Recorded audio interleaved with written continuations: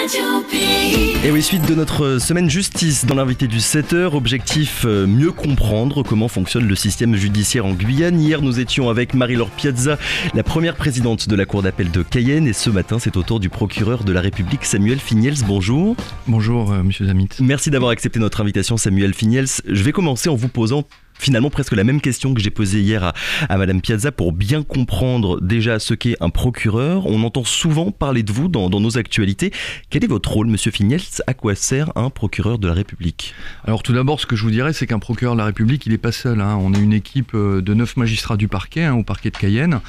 Et les magistrats du parquet ont 2 missions. La première mission, c'est la direction de la police judiciaire. C'est-à-dire que toutes les enquêtes qui sont faites par les services de police et de gendarmerie sont faites sous l'autorité, la direction des magistrats du parquet. Donc on a des organisations spécifiques pour prendre en charge ces enquêtes. Alors la première organisation, c'est la permanence du parquet. Il faut savoir que vous avez un magistrat du parquet, évidemment par roulement, qui est de permanence H24 et 365 jours par an. Et on a trois dispositifs de permanence au sein du parquet de Cayenne. On a une permanence garde à vue. On traite à peu près de 300 gardes à vue. Cette permanence garde à vue traite à peu près de 300 gardes à vue par mois. Sur ces 300 gardes à vue par mois, vous avez 100 personnes qui sont déférées au parquet de Cayenne et qui sont orientées de diverses manières, qui sont orientées vers des dispositifs de plaidé coupable, déferment, qui sont orientées vers la comparution immédiate, qui sont orientées vers des dispositifs de contrôle judiciaire avant l'audience, et puis pour les faits les plus graves, qui sont orientés vers les juges d'instruction, donc qui sont saisis des faits les plus graves. J'ai un autre magistrat qui est de permanence, électronique, c'est-à-dire que les services de police et de gendarmerie rendent compte de toutes les affaires qui ne sont pas urgentes par message électronique, et puis on donne, des réponses à peu près 70 messages par jour qui sont traités par ma permanence électronique. Et puis la troisième permanence, c'est la permanence mineure, qui traite à la fois des situations des mineurs victimes, et principalement des situations des mineurs victimes, et puis aussi des mineurs auteurs, et cette permanence mineure traite environ 20-25 situations par jour. Donc c'est des rythmes qui sont des rythmes très intenses pour cette mission qui est la mission principale, qui est celle de la direction de la police judiciaire, et donc un tiers des effectifs du parquet sont quotidiennement de permanence pour cette mission de direction de la police judiciaire. Je me permets juste de vous couper parce que vous avez déjà prononcé ce mot plusieurs fois. Parquet, procureur, parquet, ministère public. Est-ce que vous pourriez revenir vraiment sur ces 3 expressions? Alors, on désigne par le terme le parquet l'ensemble des magistrats du ministère public, donc qui représentent les intérêts de la société auprès des différentes juridictions, donc que ça soit le tribunal judiciaire, et puis on appelle parquet général, donc les magistrats du ministère public qui représentent le ministère public auprès de la cour d'appel. Donc le parquet, c'est le terme générique pour désigner la collectivité des magistrats du parquet attachés à une juridiction. Cette collectivité, comme je vous l'ai indiqué tout à l'heure, on est 9 magistrats du parquet, avec j'ai 2 procureurs de la République adjoints, 2 vice-procureurs, des substituts, et puis à leur tête le procureur de la République. Donc c'est une entité à la fois, ouais. C'est une entité. Alors, ce qui est très important de comprendre dans le fonctionnement d'un parquet, c'est que à la fois les magistrats du parquet, comme je viens de le dire, ce sont des magistrats. Ce sont des magistrats qui ont eu la même formation que les magistrats du siège, qui parfois passent du siège au parquet ou du parquet au siège. Moi-même, j'en suis un des exemples, puisque j'ai été au siège en Guyane il y a un peu plus d'une dizaine d'années comme juge d'instruction. Et puis, c'est une collectivité qui obéit un principe collectif. Ce qui est très important dans le parquet, c'est qu'il y a beaucoup d'échanges entre nous sur les affaires, sur les suites qu'on donne aux affaires, et puis qui obéit aussi à un principe hiérarchique comme dans n'importe quelle, collectivité professionnelle. Mais justement, puisque vous parlez de hiérarchie, je vais vous poser une question concernant votre parole, on va dire, Samuel Fignels. Dans quelle mesure la parole d'un procureur est libre, eu égard à la hiérarchie qu'elle doit respecter? La parole d'un procureur, alors vous avez un principe qui est un principe absolument cardinal auquel l'ensemble des magistrats du parquet sont attachés, c'est la liberté de parole à l'audience. C'est-à-dire que, quelles que soient les instructions que puisse avoir un procureur de la République, il est libre des propos qu'il tient. Il est libre des propos qu'il tient à l'audience. Quand vous dites instruction, vous pensez instruction du ministère de la Justice? Alors, on peut plus avoir. Alors, ce qu'il faut être très clair, c'est qu'on ne peut plus avoir d'instruction du ministère de la Justice depuis la loi Taubira. Donc en ce sens le cordon a été coupé, mais je peux toujours avoir des instructions de la part de mon procureur général, et ces instructions, ça ne peut être que des instructions positives, c'est-à-dire des instructions de poursuite. On peut me demander de poursuivre le procureur général peut me demander de poursuivre une affaire que j'ai classée sans suite parce qu'il ne partage pas, et ça fait partie, je dirais, du dialogue, des échanges qu'on peut avoir. On peut avoir des divergences de vues sur un dossier, et donc là, il peut m'adresser des instructions qui sont des instructions de poursuite. En revanche, on ne peut pas me demander de classer sans suite une affaire. Ça, c'est d'étouffer une affaire. Voilà, exactement. On ne peut pas me demander de classer sans suite une affaire, donc ça, c'est complètement prohibé par la loi. Vous savez, les procureurs de la République, l'ensemble des magistrats du parquet ont quand même une grande liberté de manœuvre sur le traitement des affaires qu'ils ont à gérer aujourd'hui. Il serait d'ailleurs pas entendable qu'on puisse, et d'ailleurs moi-même je n'accepterai pas d'avoir un appel téléphonique qui me demande de classer cette affaire. C'est quelque chose peut-être qui a eu lieu il y a 10 ans, 20 ans ou 30 ans, dans des temps plutôt anciens, mais aujourd'hui c'est quelque chose qui serait complètement inimaginable. J'aimerais qu'on revienne sur un point que vous avez commencé dont vous avez commencé à parler, procureur général. Vous êtes procureur de la République, voilà. Le procureur général, on va dire, c'est le magistrat qui siège près les cours d'appel. Voilà, tout à fait. C'est quoi les liens que vous entretenez entre vous, entre le procureur de la République d'un côté et le procureur général de l'autre? Il y a des liens hiérarchiques. Il y a des liens hiérarchiques, puisque le procureur de la République, il est soumis à l'autorité du procureur général. La mission du procureur général, c'est la coordination de l'action publique de ces différents procureurs dans le ressort d'une cour d'appel. La coordination des politiques pénales, faire en sorte que les instructions de politique pénale générale du garde des Sceaux, elles soient correctement déclinées dans le ressort d'une cour d'appel. Au besoin, harmoniser, faire en sorte que les procureurs harmonisent leurs pratiques en matière de politique pénale. Et puis, comme je vous l'ai dit, il a une mission. Alors, on peut le saisir, par exemple, si quelqu'un n'est pas d'accord pour une décision de classement sans suite que j'aurais prise, il peut faire un recours auprès du procureur général. Et quand il fait un recours auprès du procureur général, le procureur général, on rend compte de l'affaire au procureur général, puis le procureur général, soit il décide, il est d'accord avec la décision qu'on a prise, soit il n'est pas d'accord avec la décision qu'on a prise, auquel cas il peut nous adresser ce qu'on appelle, et ce qu'on a vu à l'instant, des instructions de poursuite. Alors c'est un petit peu particulier en Guyane, cette mission de coordination des politiques pénales, elle est un petit peu particulière en Guyane, puisque vous avez qu'une seule juridiction, qu'un seul tribunal judiciaire en Guyane, mais bientôt, d'ici 5-6 ans, il y aura 2 tribunaux judiciaires. La fameuse cité judiciaire. Là, il n'y a pas que la fameuse cité judiciaire, il y aura d'une part, comme vous le dites, la cité judiciaire de Cayenne, à un horizon 5-6 ans, et exactement dans le même horizon temporel, vous aurez aussi la création d'un tribunal judiciaire à Saint-Laurent-du-Maroni, avec un établissement pénitentiaire à Saint-Laurent-du-Maroni. Donc là, vous aurez 2 juridictions dans le ressort de la cour d'appel de Cayenne. Samuel Finiels, si on vous reçoit aussi ce matin, c'est pour essayer de déconstruire des images qui parfois peuvent être véhiculées. Typiquement, les films, les séries télé, par exemple, donnent souvent une image impitoyable, on va dire, du procureur, le procureur qui est là pour punir. Cette image, à quel point elle est loin de la réalité? Mais écoutez, en tout cas, on est tous attachés, comme on est des magistrats. Comme magistrat, on ne fait pas un travail d'indifférence. On fait un travail, je dirais, de grande attention à l'égard de tous les justiciables. Et je dis bien de tous les justiciables, qu'ils soient auteurs ou qu'ils soient victimes. Et notre mission comme magistrat vis-à-vis des justiciables qui sont auteurs d'infractions pénales, c'est de réfléchir à la meilleure réponse que doit apporter un tribunal correctionnel, que doit apporter une cour d'assises à des délits, voire à des crimes qui ont été commis. Et cette réponse, alors c'est peut-être un peu moins vrai pour la cour d'assises, parce que c'est les faits les plus graves qui ont été commis, les plus sévèrement réprimés, mais devant le tribunal correctionnel, cette réponse, elle passe pas nécessairement par la case prison. Et ça, c'est quelque chose qu'il faut que tout le monde arrive à entendre. C'est pas parce que un tribunal correctionnel prend une décision, ou un juge des libertés et de la détention prend une décision de contrôle judiciaire, que cette décision de contrôle judiciaire, elle est mauvaise, et c'est pas parce qu'il prend cette décision de contrôle judiciaire que la justice n'est pas passée. C'est pas parce que quelqu'un est condamné à une audience, à un travail d'intérêt général, que la justice, elle est pas passée. Au contraire, la justice, elle est passée dans ces conditions, et la justice, elle essaye de trouver les meilleures solutions dans un certain nombre de situations pour éviter que les personnes qui ont commis des infractions récidivent. En préparant cette interview, je suis tombé sur cette citation: les procureurs prennent le pouls de la société dans ce qu'elle a de plus dur et de plus fragile. C'est dur psychologiquement d'être procureur ? Alors, je dirais pas que c'est dur psychologiquement d'être procureur. Hein. Je sais pas si mes états d'âme intéressent vos auditeurs.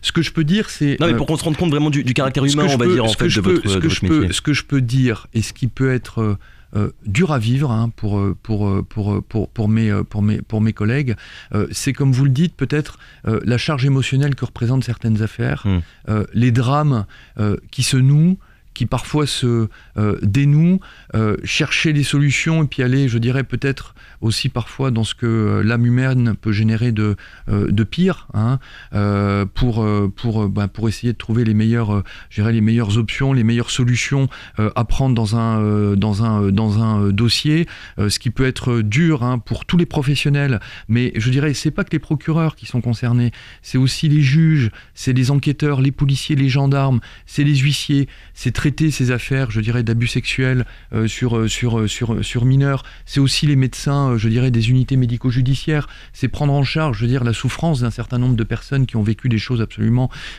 terribles. C'est ça qui parfois peut être dur et un peu, je dirais, lassant au quotidien. C'est pour ça qu'on a besoin, c'est pour ça que le caractère collectif du parquet est quand même quelque chose qui est très important, puisque ça permet, je dirais, à la fois de verbaliser hein, toutes ces affaires, de verbaliser la difficulté hein, que peuvent présenter sur un plan émotionnel un certain nombre d'affaires, et puis d'essayer d'agir en définitive avec sang-froid puis avec professionnalisme. Justement, puisque vous avez évoqué l'aspect collectif, on va dire vos services ici en Guyane sont suffisamment dotés pour agir correctement, vos équipes sont suffisamment nombreuses?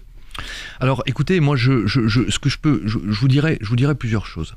Je vous dirais d'une part que les équipes du parquet de Cayenne, elles ont été renforcées hein, ces 2 dernières années, hein, grâce notamment, je dirais, au parquet général de Cayenne, hein, puisque le parquet général de Cayenne est l'interlocuteur du ministère de la Justice en termes l'interlocuteur direct du ministère de la Justice en termes de ressources humaines. On a pu bénéficier ces dernières années, ce dont on ne bénéficiait pas auparavant, de 2 juristes assistants et puis d'une assistante de justice. Alors ça, c'est quelque chose qui est par exemple très important, hein, ça nous a permis, je dirais, d'amplifier le travail qu'on fait notamment en matière de lutte contre la délinquance économique et financière. J'ai une juriste assistante qui est spécifiquement dédiée à la saisie des avoirs criminels. Vous savez qu'en 2020, c'est 2 600 000 € d'avoirs criminels qui ont été saisis. Nous en avions parlé ici, même sur Radio Pays. Voilà, c'est 2 600 000 € d'avoirs criminels qui ont été saisis contre 600 000 € en 2018. Hein. Donc il y a des progrès importants qui ont été faits. Donc ça, c'est la première chose que je voulais vous dire, c'est que le parquet a été renforcé ces dernières années. La deuxième chose que je voudrais vous dire aussi, c'est que j'aime pas trop raisonner en termes de moyens humains. C'est-à-dire qu'il peut y avoir des moments où on sent que les moyens humains sont limités, puis on est en véritable difficulté par rapport à ces moyens humains. C'est pas le cas aujourd'hui du parquet de Cayenne. On aimerait tous, comme n'importe quel, je dirais, comme n'importe quel procureur, on aimerait tous voir encore les moyens humains renforcés. Mais là, ce que je vous dirais aussi, c'est qu'en plus, ils ont été renforcés récemment, puisque on a recruté deux juristes assistants supplémentaires, des contractuels de catégorie B, pour mettre en place la justice de proximité. Hein.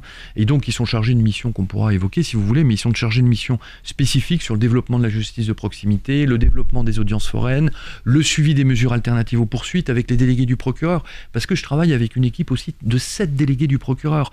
Donc, ils vont être chargés du suivi des alternatives aux poursuites avec des délégués du procureur, et ils sont chargés aussi de mettre en place des partenariats. On travaille actuellement avec des partenariats renforcés avec la commune de Cayenne et avec la commune de Saint-Laurent-du-Maroni. Donc là aussi, nos moyens, ils ont été renforcés. Mais je n'aime pas trop raisonner en termes de moyens, parce que je raisonne en termes de moyens dès lors que dès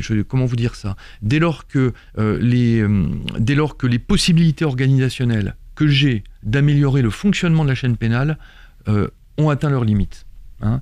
Et pour l'instant, ce que je peux vous dire, c'est que ces possibilités organisationnelles que j'ai, elles n'ont pas encore atteint leurs limites. Hein.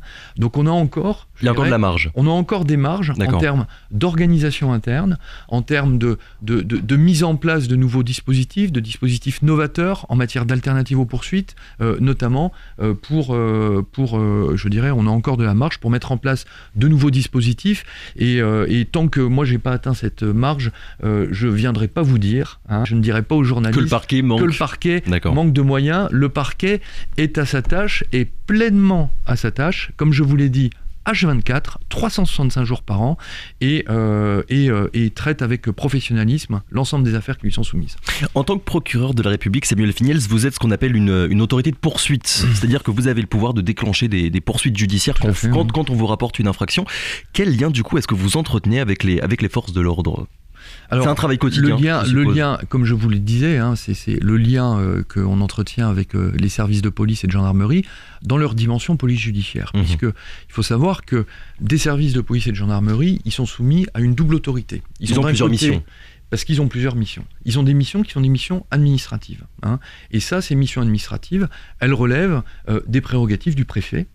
Donc c'est lui qui impulse, c'est lui qui organise, et c'est lui qui donne des instructions pour remplir ces missions administratives. Typiquement, une manifestation, les policiers doivent intervenir, c'est la préfecture qui va décider. Dispositif de maintien de l'ordre sur une manifestation, ça relève de la compétence de l'autorité administrative et du préfet. Et puis après, ils ont un autre type de missions qui sont des missions de police judiciaire. Donc c'est toutes les missions d'enquête sur les faits, les crimes et les délits qui peuvent être commis, où là, ils relèvent du procureur de la République. Alors, les liens qu'on a, c'est des liens qui sont à la fois d'autorité, que c'est le parquet qui dirige, c'est des liens qui sont à la fois de proximité, à travers ces permanences, puisque ce qu'on essaye de mettre en place, c'est qu'il y ait la plus grande fluidité possible entre les policiers et les gendarmes, et puis les services du parquet, pour qu'on ne perde, je dirais, L'objectif qu'on poursuit, c'est de perdre le moins de temps possible sur les affaires qui sont les affaires les plus simples, qui sont les affaires qui relèvent de contentieux de masse, et qu'on puisse se concentrer, policiers, gendarmes, magistrats du parquet, tribunal correctionnel, et qu'on puisse se concentrer sur les affaires les plus graves et sur les affaires, qui nécessitent le maximum de moyens de la part de police judiciaire et puis de moyens aussi judiciaires pour leur jugement. Mais justement, c'est quoi les affaires qui vous occupent le plus ? Alors, on parle souvent de trafic de stupéfiants qui engorge la justice en Guyane. Est-ce que c'est vrai ? Alors oui, c'est une charge importante pour l'ensemble des services. On a beaucoup travaillé. On travaille encore à développer, je dirais, des modes d'investigation, des modes d'enquête qui soient les plus efficaces possibles pour qu'on puisse appréhender le plus de produits stupéfiants possible. Il faut savoir qu'en 2020, on a appréhendé 1,5 tonne de cocaïne en Guyane. C'est, en dépit de la crise Covid, quasiment, je dirais, c'est quasiment 50% de plus que le chiffre qui était fait en 2019, c'est vous dire à la fois l'action de l'ensemble des services et puis l'action de la justice sur ce point. Parce que l'action a été plus aboutie, on va dire, ou parce que le trafic a été plus important ? Alors c'est très dur à dire, ouais. Vous pouvez voir le verre à moitié vide ou à moitié plein. Moi je pense qu'il y a un petit peu des deux, et je pense que tous les dispositifs qu'on met en place, avec le préfet aussi, puisqu'il y a des dispositifs administratifs qui sont mis en place. Les dispositifs qu'on a mis en place, je dirais, de simplification des enquêtes, puisqu'on a mis en place la procédure simplifiée avec les services de la police aux frontières, on a mis en place la procédure aménagée avec les services des douanes. Je pense que le travail des douaniers aussi, qui est un travail qui vise à cibler les plus grosses quantités de cocaïne pour pouvoir appréhender les plus grosses quantités de cocaïne, est aussi un travail qui porte ses fruits. Le travail qui est fait sur, je dirais, toutes les filières qui sont les filières de contournement de la voie aérienne, qui sont quand même en augmentation. On a saisi 2 fois plus de cocaïne dans les colis postaux en 2020 qu'en 2019, et aussi un travail qui, je dirais, qui porte ses fruits. Rapidement, Samuel Finiels, parce qu'il est déjà 7h30, année 2020 évidemment compliquée pour la justice, mais comme pour partout ailleurs. Vous avez déclaré il y a quelques semaines que 1 mois cette année sera réservé à rattraper le retard de l'année précédente. Ce retard, ça veut dire quoi ? Ça représente combien d'affaires, combien de justiciables qui attendent une décision de justice ? On est à peu près, moi je vous dirais qu'on est à peu près à 200 dossiers sur un plan pénal qui sont actuellement en souffrance et qu'on va s'attacher à juger probablement au mois d'octobre. 2021. Voilà. Merci beaucoup Samuel Finiels d'avoir été notre invité ce matin, on le rappelle, un procureur de la République. Vous étiez avec nous pour comprendre un petit peu mieux comment fonctionne le système judiciaire en Guyane. Merci encore. Je vous en prie, merci à vous. Radio Pays.